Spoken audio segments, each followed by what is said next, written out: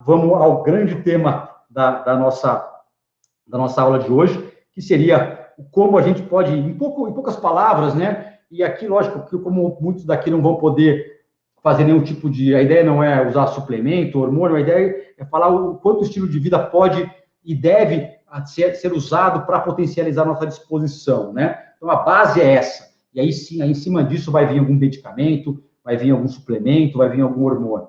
Então, para que vocês entendam, durante o dia a gente deve produzir cortisol, adrenalina e dopamina, que é o neurotransmissor da motivação, tá? Então, adrenalina, que é aquele neurohormônio que também deixa a gente mais esperto. Cortisol, o hormônio da manhã, que também deixa a gente mais ativo. Serotonina, quando você está mais relaxado, quando você está rindo, quando você está confortável. Então, isso deve acontecer principalmente mais à noite. Lógico que tem, né, não é tão separado assim, né, pessoal? Mas vamos dizer que, né, para que fique fácil o entendimento, né, a gente está separando. Então, a serotonina, mas à noite você está relaxado, você está no sofá ali vendo uma televisão, dando risada, lendo um livro, se sentindo bem. Ali você está produzindo serotonina. Quando você está no escuro ali, melatonina para que você durma, e a melatonina indo contrário ao cortisol, e o GH sendo produzido no sono, para que você mantenha-se com mais músculo no seu envelhecimento, com menos gordura, com melhor velocidade de pensamento, já que o GH também tem a ver muito com a sua função intelectual.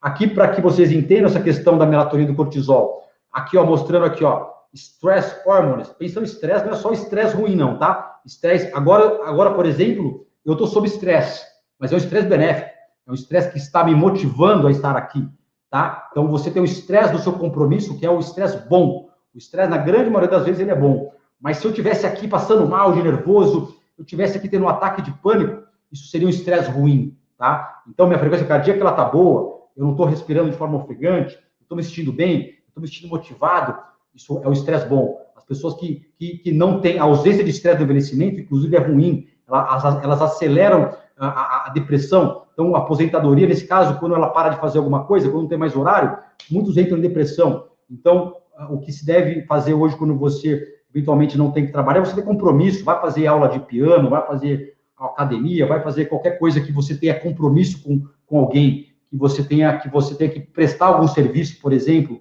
você tem que ajudar alguém, isso acaba nos gerando um estresse benéfico. Então, durante o dia, cortisol, e durante a noite, aqui, melatonina. Aqui, ó, meia-noite, produção de melatonina, que é produzida pela glândula pineal, tá? E ao contrário, tá? Cortisol durante o dia, melatonina à noite, tá? E isso também colaborando, o cortisol também sendo produzido muitas vezes junto com a adrenalina, principalmente durante o exercício físico, né? Então, aqui um estudo que mostrou também o quanto que pessoas que dormem menos de 7 ou 8 horas têm piora do desempenho intelectual, né? Então, tem menos memória, tem menos concentração, tem menos raciocínio. Então, o sono é primordial, pessoal. É primordial para que você tenha uma capacidade intelectual durante o dia e durante o seu processo de envelhecimento. Então, invista na melhora do seu sono, tá? Faça ações que eu vou falar para vocês daqui a pouco, para que vocês durmam melhor, tá? Como, por exemplo, determinar quanto... Primeiro passo seria mais ou menos isso, né? Determinar quantas horas de sono vocês precisam. Então, eu, por exemplo, preciso de 7 horas de sono, tá? Então, eu vou calcular o sol, por exemplo, né, o sol nasce no Brasil geralmente às 6 horas, 6h30, então eu tento fazer 6 menos 7, vou dormir às 11 horas e acordo às 6, ou da meia-noite às 7 também, tá? E aí isso faz com que eu tenha também uma produção equilibrada lá de cortisol e melatonina. Então, acordar próximo ao nascer do sol, você saiu ao sol, você saiu à luz, você acaba liberando o cortisol, acaba bloqueando a melatonina, isso favorecendo também a sua disposição, favorecendo o seu estado de alerta, tá? Então, se uma pessoa, eventualmente, ela tem que acordar mais cedo, ela tem que acordar, por exemplo, às 4h30, 5 da manhã, por algum motivo, ela deve se expor à luz, ela deve sim, aí sim, se expor ao teu computador, a telefone, por quê? Porque não vai ter luz natural. Então, a luz elétrica, ela vai ter que usar a luz artificial para estimular a produção de cortisol. E o que também vai vir de encontro com a dopamina, nos dando disposição.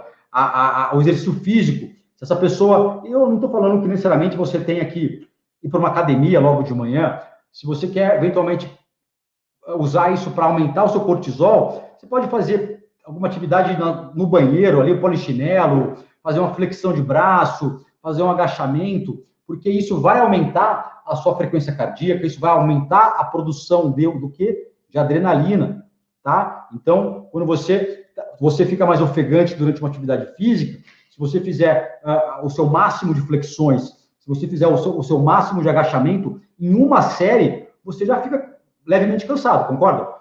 Qualquer um que você vai fazer, que seja 40 agachamentos, só para o seu próprio peso, você vai ter um aumento de frequência cardíaca, você vai começar a respirar mais rápido. Isso está mostrando o quê? Que você está liberando cortisol, que você está liberando adrenalina, que você está liberando dopamina, que você está bloqueando a melatonina, né? Então, na verdade, não bloqueia GH, o exercício até aumenta GH, tá? Aqui foi só para aquela questão da separação que eu quis dizer para vocês, para que fique mais fácil o entendimento.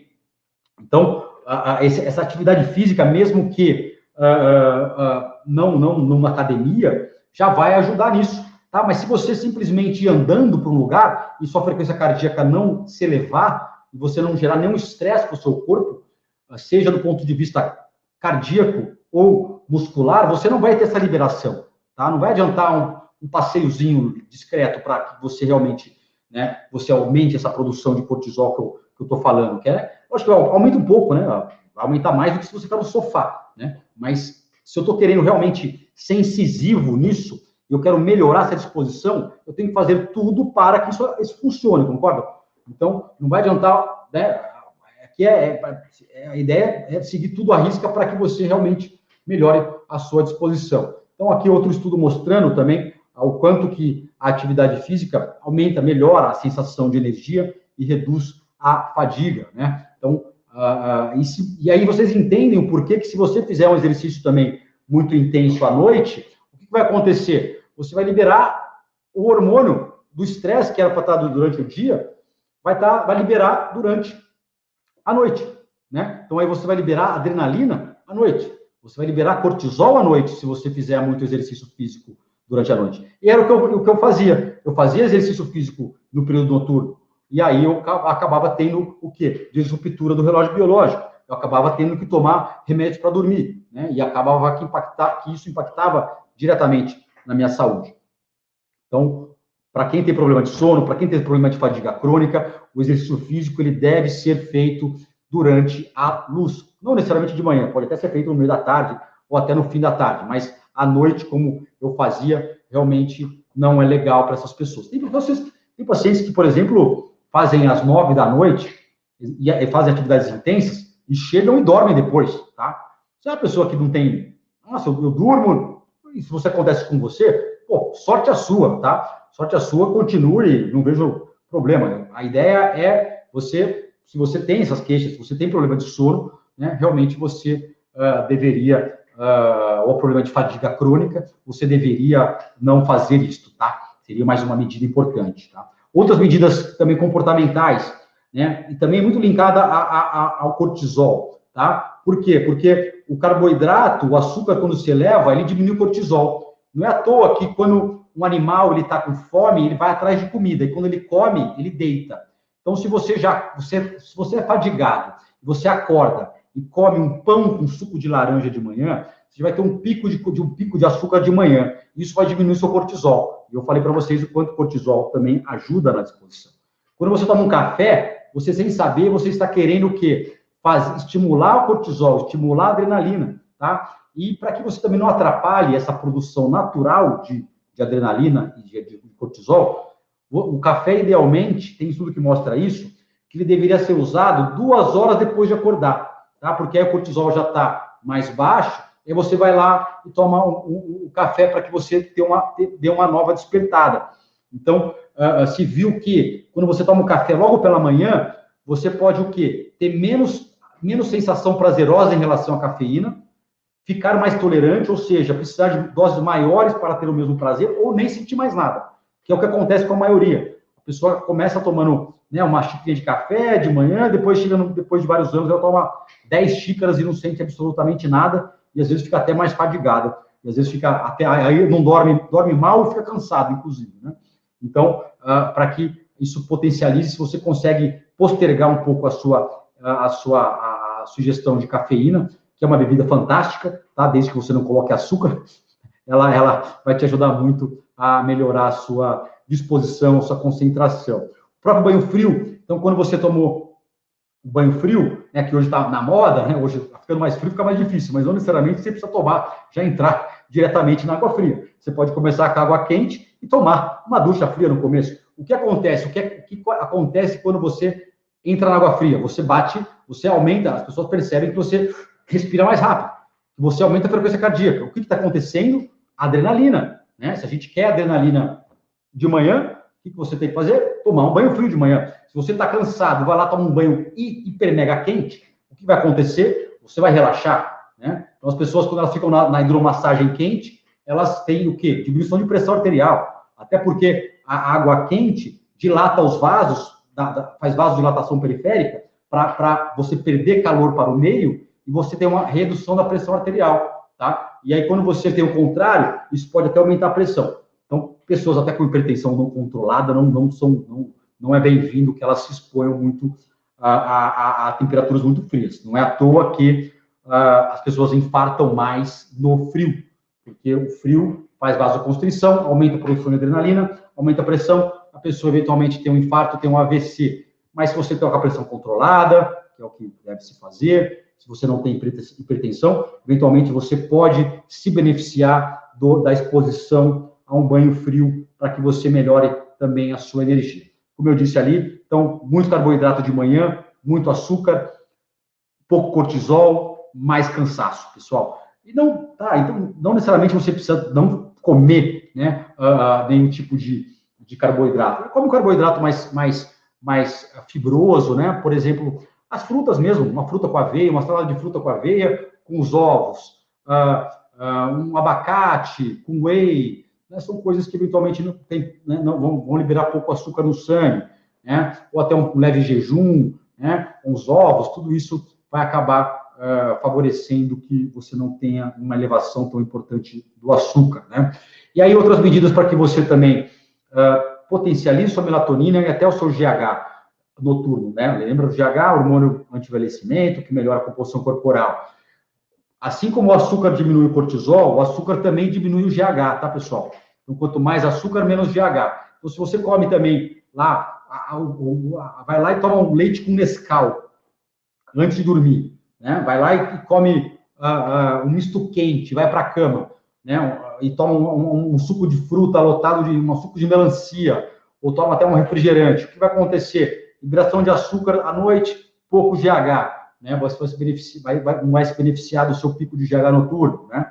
Então, se você conseguir jantar 2, 3 horas antes, melhor para a sua produção, né? Para que você favoreça a melatonina, coisas meio básicas, né? Mas que muita gente não faz, tá? Você deixar o ambiente completamente escuro, silencioso, é importante para a produção de melatonina. O telefone celular, eu sei que hoje as pessoas têm mania de... Mania não, né? Todo mundo leva para a cama, acaba que aquele telefone fica, né, bloqueando, você fica com aquele telefone na cama, a luz vai bloquear o seu cortisol, a sua melatonina, e vai ativar o cortisol, né? Então, se você não levar, é melhor, até para evitar que você fique olhando para o telefone. E outra, quando você tem um telefone ali do lado, você está ali conectado a ele, né? Mentalmente, a gente sabe que tem um mundo acontecendo no seu telefone ali, né? De inúmeras pessoas te acionando, inúmeras coisas acontecendo naquele aparelho. E aí você está conectado, né? Você está ali, nossa, o que está acontecendo ali? Então, às vezes é melhor, quando eu consigo fazer isso, nem sempre eu consigo também, eu vejo que eu durmo bem melhor, porque você não, né, psicologicamente, ele ficar ao seu lado ali, acaba te deixando mais ativo, né, mais preocupado, vamos dizer assim, né? A gente vê que pessoas dormem muitas vezes com luzes entreabertas, isso acaba não sendo bom, né? O que também desfavorece a própria produção de melatonina, tá? E também, eventualmente, bebidas relaxantes, coisas naturais, né, como a própria valeriana, mulungu, ou até o chá de melissa pode ajudar muito nessa produção de diminuição de cortisol Esses chás, pessoal, eles produzem um outro neurotransmissor que chama GABA, tá? E o GABA, ele acaba também ajudando, né? É que são muitas coisas para falar, né, nesses neurotransmissores, ao mundo, a se estudar, eu acabei resumindo, mas esse é um outro neurotransmissor importante, e o chá de valeriana, ou até você tem alguns suplementos que dá, até como em farmácia comum, tem o ritmonorme, tem alguns se encontra em farmácias tradicionais, esses suplementos, ou até em forma de chá, seria melhor ainda, se você conseguisse beneficiar, tá?